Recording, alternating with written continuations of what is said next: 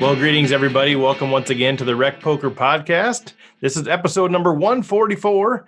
I'm your host, Steve Fredlund, and as always, we are sponsored by Running Aces Racetrack and Casino.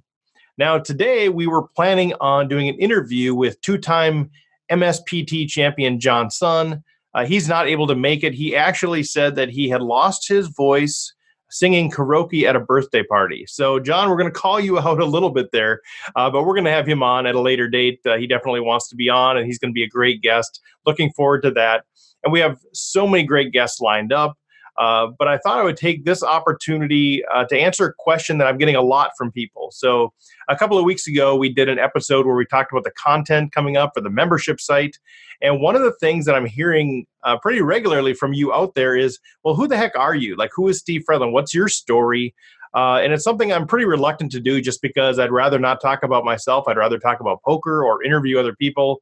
And so I thought I'll take a chance to just spend a few minutes sharing a little bit of my story, my background, who I am outside of the poker world.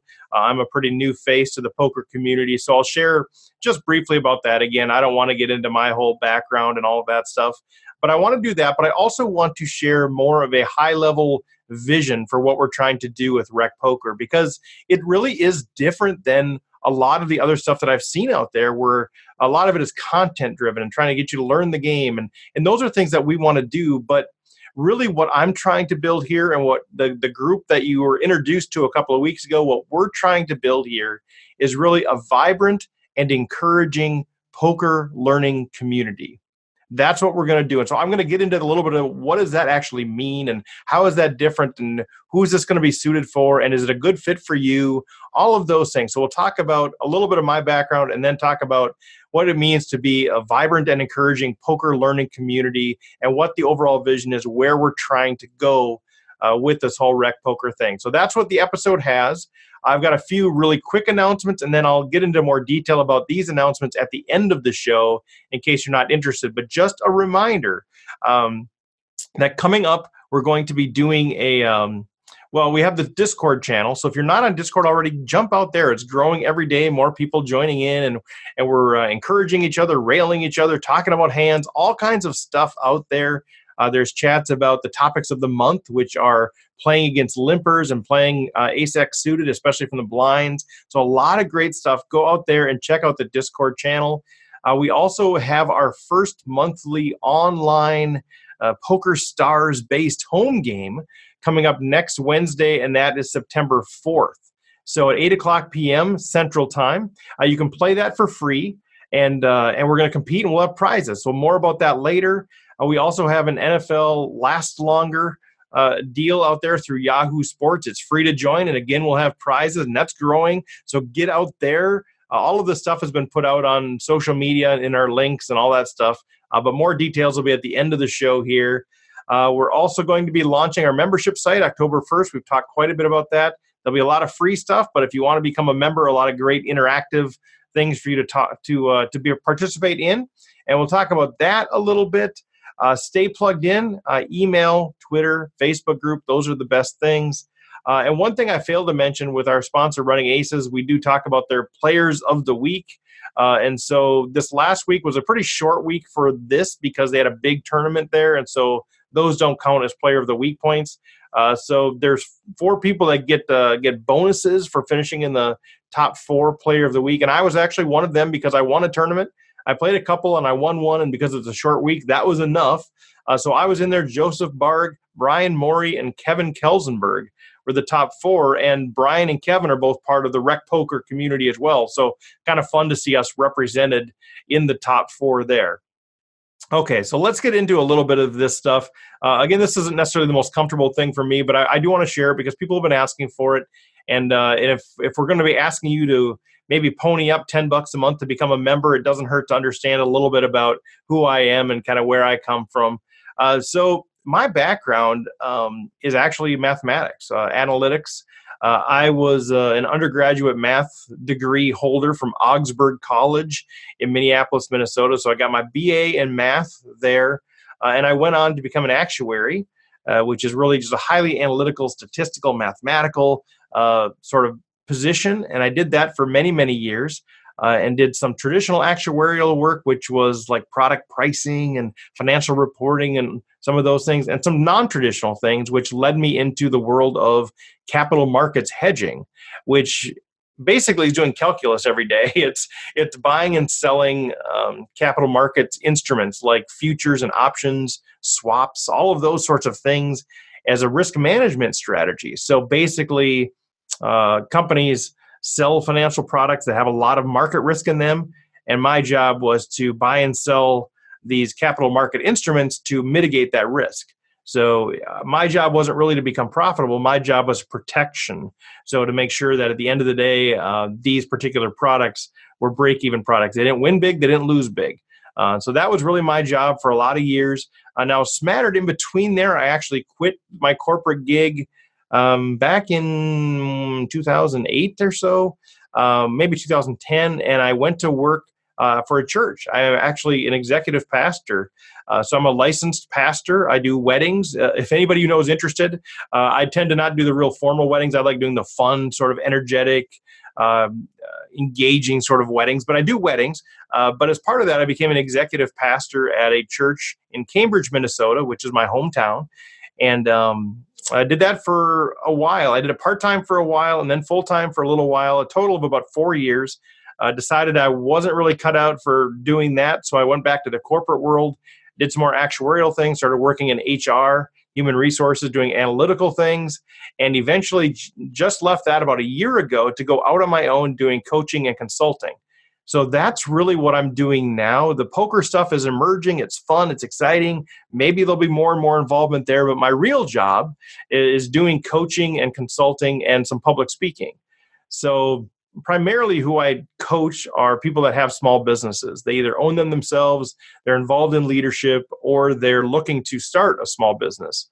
And so I work with them either one-on-one, or I do group coaching where we got a bunch of people together and we get together once every few weeks, and then there's homework and all these things. So I do coaching, I do consulting, and I also do speaking primarily on all of those subjects with the goal of really helping people clarify what success means for them. And this is something that's directly transferable to poker, by the way. I think one of the biggest insights I've had over my 30 years of corporate life is people really don't know what success is for them. They really don't know their purpose. They really don't know what they're trying to do. You ask people, what are they trying to do? And they maybe give you an answer. I'm trying to make money, or I'm trying to be successful, whatever that is. But as you start asking people what that ultimately means for them, they really don't know. And so a lot of what I do in my coaching business is to help people really clarify what it is they want from life, what it is they want from their small business. And so that's exciting. I love that. It's not even the direction I thought I'd be going, but I fell in love with it. And so that's really what I'm focusing my energy on. But it's directly transferable to poker. And I would ask all of you out there, what does poker success mean for you? It seems obvious maybe to some people, but it's not. And you'd be surprised at how many different answers you get as you dig in. Are you playing ultimately just because it's fun? Are you building because you want to playing because you want to build relationships and sort of get to know people and be part of a community? Are you trying to be respected? Are you trying to deliver bad beats? Are you trying to buck the odds? Are you trying to get lucky? Are you trying to win the World Series main event? Like, what are you ultimately trying to do? And I think that's a big question, because that will then impact the sort of people that you connect with, the sort of groups that you want to be a part of, the way that you play, the places you play, the types of games that you play.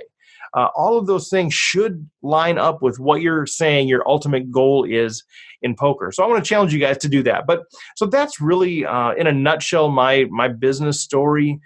Personally, I got married when we were pretty young. I had a year left in college. My wife had 2 years left in college. We grew up in the same hometown. I'm 1 year older. We're both like fourth generation from Cambridge, Minnesota. And so we have a really long history there. And I've been married for now, as of the time of release of this, I guess 4 days from now, it'll be our 28th wedding anniversary, 28 years. Been great, fantastic. It's better every year. Honestly, I can say that. We have 3 grown children. We have twin boys who are almost 23, and we have a daughter who's almost 20. So that's part of the reason I can invest more time in poker, is because that season has passed us by, the rearing and raising of children. And so we still live in the Cambridge area. We're still up here in Minnesota doing our thing. So that's on the personal side of things. Let's see, what else is worth sharing? I guess from a poker side, you guys have heard a little bit of my story. A few years ago, 8-9 years ago, I started playing with two of my buddies, Mark Hasseth and Stacy Nelson, as a way to connect with our kids. We had like 10 teenage kids, and we were trying to connect. We started playing the game. I fell in love with the game like immediately, and it just continued to grow and ultimately resulted in doing a podcast. People are like, why did you start the podcast? Why I started it was primarily because I was looking for a podcast for myself. I wanted something geared toward the recreational player that was still strategy driven. I know a lot of people like podcasts because they're just sheer entertainment. That's fine, but that's not my thing. And clearly, you know that if you're a listener here, you're not just going to be entertained. We're not going to talk about, our Friday night in Vegas or whatever.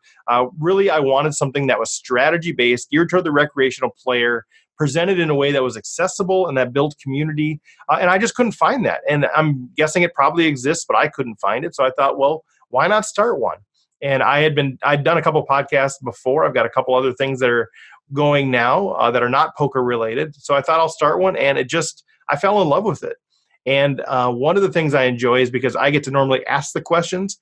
Like I mentioned, I don't like this piece where I'm just sharing about myself. I feel like I'm not that interesting. I'm not that special. Nobody wants to hear my story. So I'd much rather interview other people or have discussions that we record and talk about than just talk about myself. So this is kind of a weird thing. But doing the podcast has given me the opportunity to talk to some of the greatest players in the world. And that's going to continue here going forward. And selfishly, I get to pick their brain. I'm naturally a curious person. I love to ask questions. And so when I get somebody there, I can just kind of dig in and really try to get to the insights that are going to help my game. But I've also found that it's opened up the door for building just tremendous relationships. Some of the people that you know now that are on the core team, many of you that aren't on the core team, but I know personally, those relationships have been huge for me.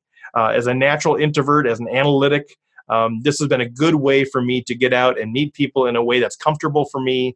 And I've just found some great people through poker, both from starting this thing, playing some home games. I played the Free Poker Network at the bar, Jumping Jacks in Isanti, shout out. Next week, we're actually going to have 3 of the crushers from the Free Poker Network on and talk about their game and how that's improved and what they see as sort of the differences between the most successful and the less experienced players. So they're going to be on. But I went through the Free Poker Network, started playing at Running Aces, played there, played at Canterbury, started a charity tournament. All of these things have sort of been building and building and building.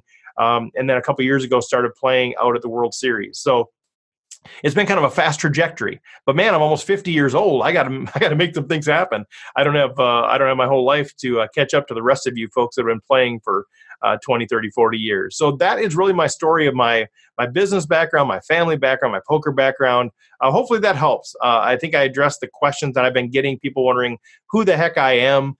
Hopefully that provides you a little bit of insight into who I am. And if you know, kind of a quick shout out, or quick, advertisement.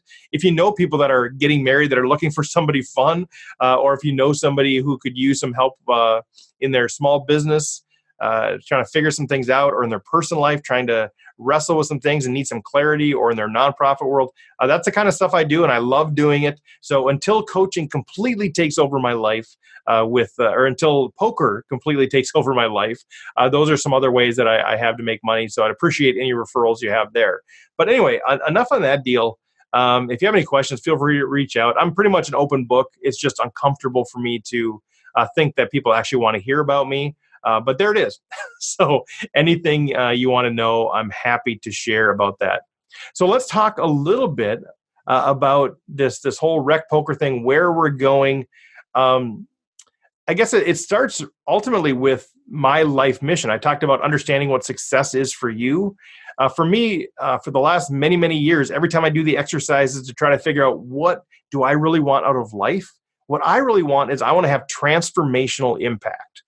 In every area of my life, whatever I do, I want to have transformational impact. And so what this means for RecPoker is how do I have transformational impact through what we're doing with RecPoker? And where I've ultimately landed and where the group has landed is that I want to have transformational impact by creating a vibrant and encouraging poker learning community.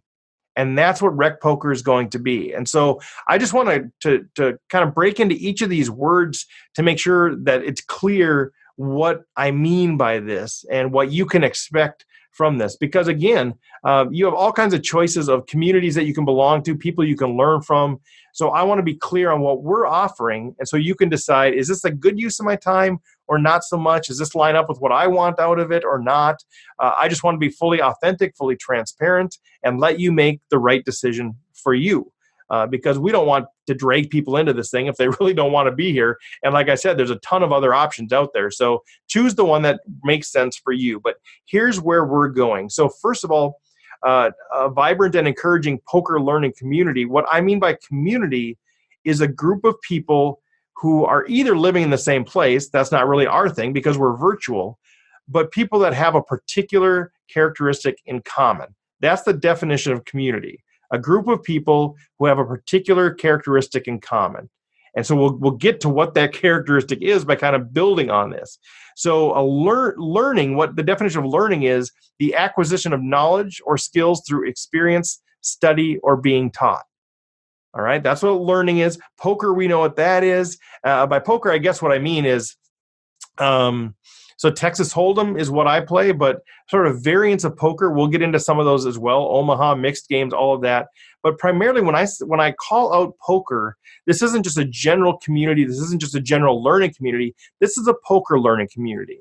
And what that means is we're going to focus on poker, which means by default, we are not going to be talking about politics and some of those other things as well. So I'm going to be very quick to shut down any chats on Twitter, on Facebook, on Discord, anywhere else that are involving anything besides poker. It doesn't mean that those things aren't important. We can have tangents that you can connect with people and kind of take those things offline, but we're going to really stay focused on poker because as soon as we allow it to drift away from that, things get crazy, people get hurt, people leave, there's division.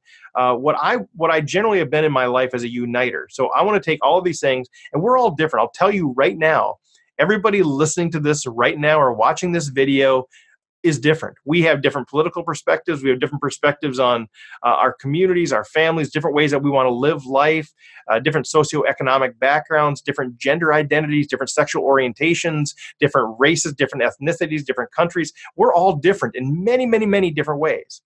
But what we have in common with this, the way that this can unite people, is that we love poker. And so we're going to focus on what we have in common rather than what's different. That's why we're going to focus on being a poker learning community. So hopefully that makes sense. Don't be offended if you have comments that I delete or I ask you to take down or I have a conversation with you. It's not personal. It's not because I have a different perspective from whatever you're putting out there. It's because we're going to unite our group, our community over poker. So I'm going to really be clear on that. And the other thing with this is we want it to be encouraging. All right. And encouraging, what the definition of that is, giving someone support or confidence, being supportive. That is the nature of this group. Again, you can join other chats. You can join social media groups. You can join all kinds of things where their primary, driver is not encouragement. It's just having conversation about anything in any way. It can be divisive. It can be argumentative. And that's fine if that's the way that people want to do things on there. But for RecPoker, we're going to be encouraging. And what that means is you can still disagree with somebody. Somebody plays a hand a certain way. Somebody does something. You can disagree. You can say, I don't think that's the most profitable way, but you're going to be encouraging. If it's not encouraging, if it's not supportive, it's going to be removed. And if you can't figure out how to do that, talk to me. I'll train you. I'll help you. I've helped many people figure out how they can move from being a divisive, argumentative person into becoming a supportive, encouraging person. You can train an old dog new tricks, and I'm happy to do that with you. But if you can't figure that out, if you can't learn how to be encouraging and supportive, we will remove you from the group. It's that simple. And again, it won't be personal. It's because knowing what we're trying to get out of the group, okay? It's about having laser light focus on what we want. We want to be a vibrant and encouraging poker learning community. So anything that's not poker is gone. Anything that's not encouraging is gone. Anything that's not about learning is gone. Anything that gets rid of community is gone, because we're going to stay focused on what we do. This is our niche. There's a great scene from a book called Alice in Wonderland that Lewis Carroll wrote. And Alice goes up, and there's this cat in the tree known as the Cheshire Cat. And Alice is wondering where she should go, which path she should take. And the cat says, well, where are you trying to go? And Alice says, I don't really care where. And the cat's like, well, then choose any road. It doesn't matter which way you go. See, in our world, we know where we're going. We want to have this vibrant and encouraging poker learning community. And so we're going to have to kind of weed out all those things that aren't there. So this is about being encouraging. And again, it doesn't have to be false encouragement. Somebody makes a bad play. You can say, I don't think that's the most profitable play. Here's another way to look at it. But be encouraging, be supportive, help people learn together. I just came off doing poker reporting. As many of you know, I report for the MSPT from time to time. And, when you're in some of those situations, you realize how divisive the poker community can be toward each other. People saying, man, those people are just horrible players. You're awful. That's a bad play. Those dealers are the worst. That floor supervisor is horrible. All of these horrible, horrible things. And I think part of that sometimes is a way for us to feel better about ourselves, to prop ourselves up, whatever that is. But those things aren't going to be tolerated as part of RecPoker.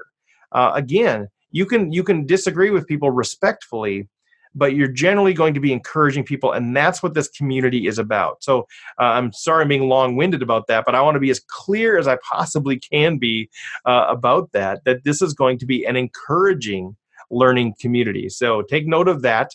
And the other piece of the description is vibrant. And what that means is full of energy and full of enthusiasm.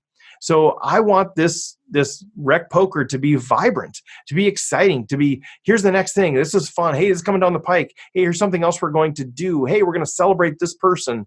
It's active. It's interactive. It's not just one person teaching you something and 5 people learning it. It's an interactive, vibrant community full of life and life-giving things.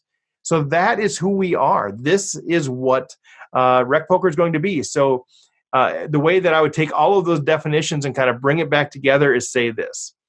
We are going to be an energetic and enthusiastic group of people supporting each other in the desire to acquire knowledge and skills about the game of poker through experience, study, or being taught. This is a vibrant and encouraging poker learning community. This is RecPoker. That is who we are. So that's what it is. That's the end of it. That's my speech. That's my soapbox. Hopefully that makes sense. I'm trying to be as clear as possible. I know this means it's not going to appeal to everybody because there are people out there, and I've engaged with many of them, who want to have more aggressive interactions. You're welcome to do that. It's a free world, but not on RecPoker. That's not who we are. Find another niche, find another avenue. But if you're out there listening to this and you're saying, man, I've been longing for that. That's what I'm looking for. I want to learn the game. I want to get better, but I don't want to be afraid to put my hand history out there. That's what we run into. That's what happens when you're not encouraging, is that people want to share, they want to get better, but they come and they get roasted for how they played a hand, and they're never going to get better. They're never going to engage in community. This should be a safe place. If it's not a safe place, tell me, and I'll take care of it. That applies to Facebook, Twitter, the Discord channel, whatever else that we decide to do. This is a respectful and encouraging place, and it should be a safe place for everybody. Okay, so now I'm rambled on way more than I expected to do, but you can tell I'm passionate about this. I'm passionate about having a community, having a group of people that are encouraging and supportive of each other, because I'm almost 50. And, I've been in the corporate world for 30 years, and I've been around a lot of people who are not positive, who are not encouraging, who are negative people. And one of the reasons I got out of the corporate world, one of the reasons I've started my own coaching business, one of the reasons I'm doing RecPoker is because I want the rest of my life to be filled with surrounding myself with people who are encouraging and supportive. Yes, they're honest. Yes, they're authentic. Yes, they're transparent. But I want to live my life in a positive way. And I want to be around people that are encouraging. And I want to offer that to the world. And so that is part of why I'm being intentional about formulating it this way. And the people that are part of this core group that you met a couple of weeks ago, they're the same way.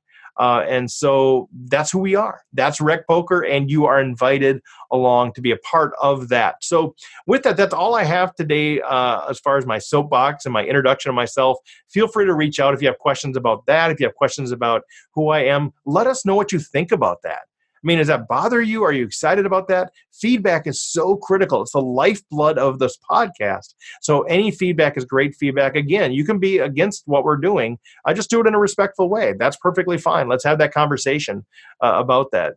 So as we close out here, again, just a few more announcements. We're getting into that part of it, so I won't share anything else. If you just want to shut it off there, that's fine. But I want to make sure you know some details about the things that are now really starting to come up. They're getting close. The first one is that next Wednesday, I guess it depends on when you're listening to this, if it's next or not, but it's the Wednesday after Labor Day, September 4th, 8 o'clock p.m. Central.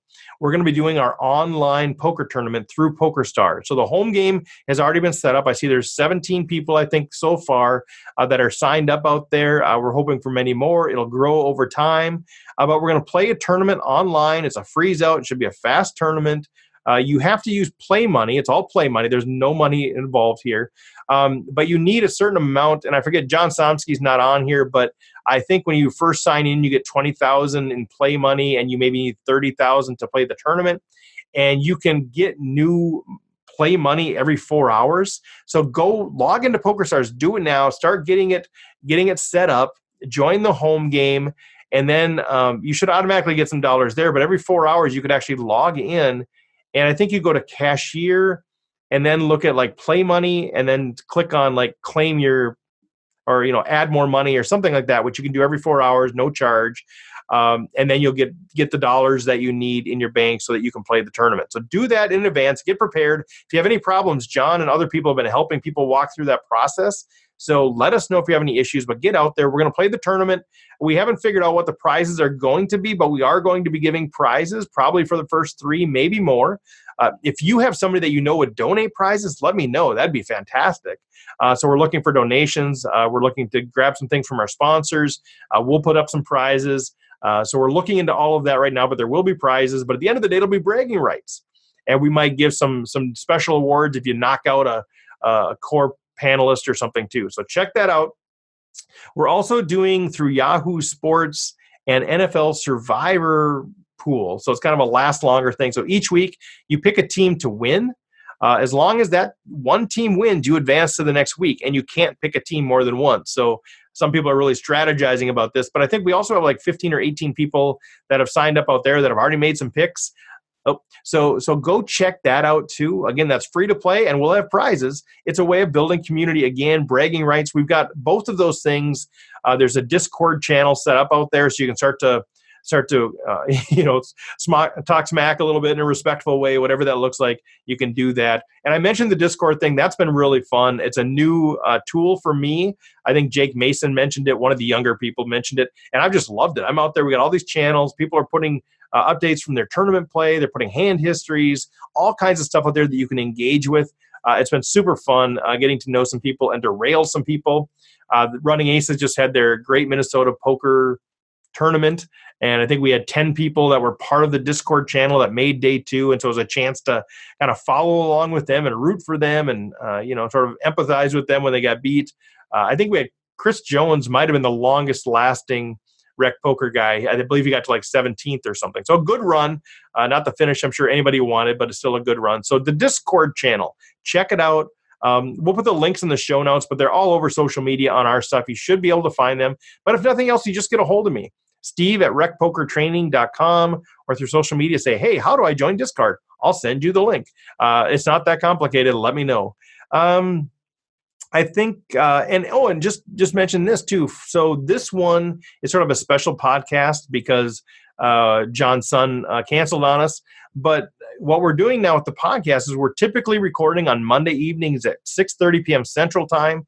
From now until the end of September, if you want to join in on those, you are welcome to. We're going to have our panelists who are going to be the ones on camera, the ones able to ask questions directly. But other people can join as attendees, which means you can watch the thing, you can listen in, you can type in questions. We might do polls that you could participate in, all of those things. So you could really be a more active participant in that, and some really cool people coming up. So you have a chance to be a part of some of those conversations with some of the best players in the world. So do that. Once we launch into the membership site, we'll probably make that only available to members. But for the month of September, It's open to anybody, and I keep putting the links out on Facebook, Twitter. So get those there. I believe the Zoom can only hold like 100 people. So if things get out of control, it will be kind of a first come, first serve with who logs in. But at this point, as we just get started, I doubt that would be an issue. But typically 6:30 Monday nights, hold your calendar there. But as I mentioned, follow us on Twitter and Facebook. We're going to start getting to a regular routine of sending out emails. There is an email list. You can go to recpokertraining.com, sign up there. You actually get a free gift from Jonathan Little if you sign up there. But then we have your name, and then we can email you. I'm not going to be spamming you. We're going to try to make those really value-added emails. I'm not going to give your name to anybody else, your email address. So feel free to join us out there. And then Discord is another way that we're updating people if you want to do that. Let's see. The membership site, we're continuing to build content. We're going to be building content throughout September. We've got some really cool things lined up, and we're going to be releasing those to our members as soon as we open that membership site in October. We're doing things like we have an agreement with the MSPT, the Mid-States Poker Tour, to use their video. So we're going to be either taking specific hands out of there, or we're going to be doing the entire final table, doing commentary on that. We've got other videos we're going to be pulling hands from and doing commentary on that as we look at some of our specific situations around how do we play against limpers and playing ace-X suited. Those are our key themes right now that we've been trying to dig into. We have an agreement with Running Aces to use some of their final table videos. We're going to be doing a book study, and I know Cheyenne is looking at that, which book we want to study. That's something you could engage in. So a lot of cool things coming down the pike that'll be released to members. But again, we're going to keep doing a lot of free stuff, so you don't have to be a member to participate. Membership is going to be $10 a month. So not too expensive, but it will help us pay the bills, help us keep the partnerships that we have with some of these great players and all of those things, and fund, I guess, all of the technology that goes into all of these things. So I think that's it. Feel free to reach out if you have anything. Again, thank you to Running Aces, Racetrack and Casino, which is also going to be a hotel soon, by the way, as far as I know, still opening in December, which is going to be great for potential poker tournaments. And maybe some meet and greets and that sort of thing. But thanks to Running Aces. They continue to support us. We're actually in talks right now. They've been our sponsor for the 2.5 years that we've been rolling on this thing. We're in talks right now of re-upping for another 3 years, so hopefully that will happen. We just appreciate their partnership so much. So with that, reach out if you have any questions, comments, concerns. Hopefully this gave you some insight into who I am, where we're going with RecPoker, so then I don't have to talk about myself as much anymore, and I can focus on the interviews and talking to other people about strategy. So sorry this wasn't a strategy episode, but hopefully it helped kind of create the context for what we're doing with RecPoker, and I really hope that you're going to engage even deeper and tell your family, tell your friends about who we are, and get them involved as well. The more the merrier here at RecPoker. All right, take care.